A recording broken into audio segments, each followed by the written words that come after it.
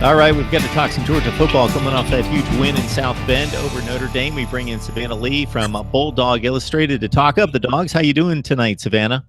Doing well. Just got finished, covering practice this week after Hurricane Irma. Everybody's surviving down here, and it's just been a good week. From the time this Notre Dame game and the series coming back to Athens, of course, the return game was scheduled. I was looking forward to this matchup, the SEC against Notre Dame. It doesn't happen too often.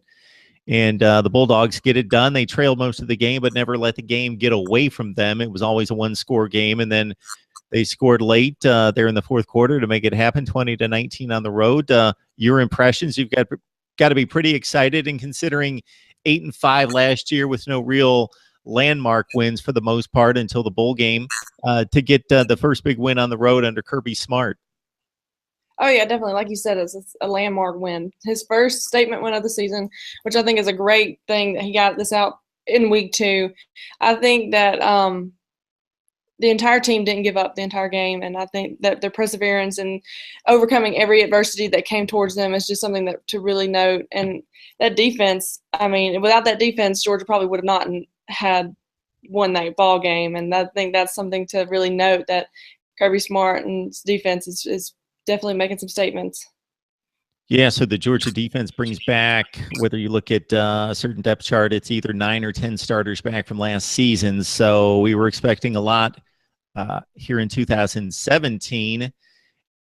And Notre Dame really had a nice effort to open things up with their freshman quarterback against Temple. They ran for 422 yards in that game. They ran for 55 against Georgia. Of course, there's sack yardage in there, but still just couldn't run the football. And the Georgia defense, didn't let the game get away while the offense was struggling, and pretty much won the game.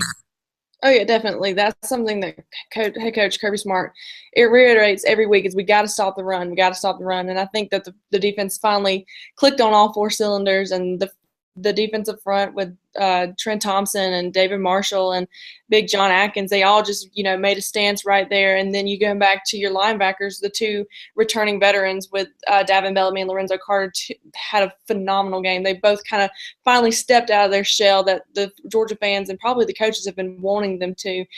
Coach Smart says all the time how much that, Lorenzo and Davin both come out of their shell in practice, but the fact that the Georgia fans and the whole world got to see them come out on a national stage was a great to see.